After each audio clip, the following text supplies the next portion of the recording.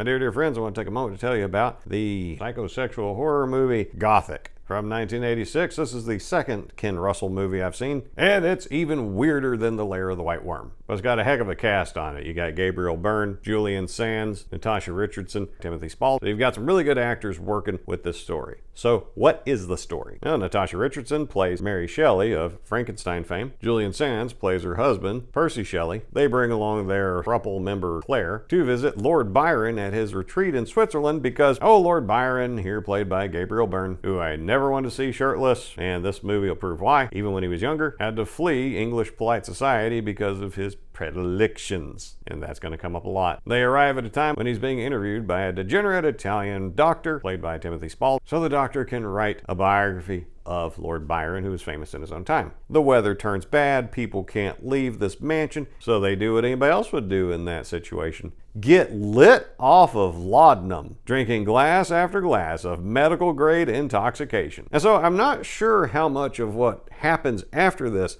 is real or them just tripping balls, because they decide to challenge each other to come up with a horror story. And what's the most unique and scary thing each of them can conjure from their imaginations? Lord Byron whips out a human skull that he's got sitting around, because of course he does. They do a seance, and it's like all of them get possessed, and horrible things happen throughout the night, and hijinks ensue. Now, none of these characters are particularly likable. They're all the atheist, proto-communist, free love, psychopathic narcissists that, at least in the movie, doesn't come across as very appealing. Oh wait, even in the movie, as in real life, it doesn't work out either, because they're all miserable and they're torturing each other, psychologically, emotionally, and in Lord Byron's case, even physically. Because turns out when you don't have a morality to restrain your dark passions, you're kind of okay with forcing yourself on whoever you want to. They needed Jesus. So there's a bunch of bad people doing a bunch of bad things to each other while hallucinating and arguably being possessed by ghosts, by demons, by vampires, who knows. But towards the end, Mary Shelley